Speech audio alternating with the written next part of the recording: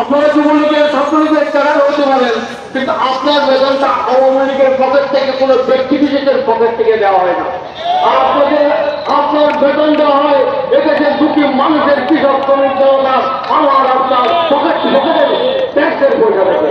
সুতরাং যখন সরকার যখন এই দেশের প্রধানমন্ত্রীর মালিকের বিরুদ্ধে দাঁড়ায়, তখন আপনার নিয়ম আপনার কর্তব্য হচ্ছে সাধারণ মানুষের পক্ষে দাঁড়ানো।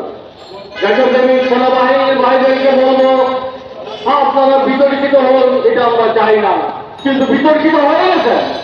আপনারা আত্মসম্মান করে ছাত্রলীগ আন্দোলনের চেতনায় উদ্বুদ্ধ হয়ে মানুষের গণতান্ত্রিক আন্দোলনের সাথে শরীক হয়ে যান। যদি আপনাদের সেই সাহস না থাকে, তাহলে আপনাদের উপর ট্যাক্স সরকার দায়িত্ব দিতে তো আমরা ভরসা পাই না।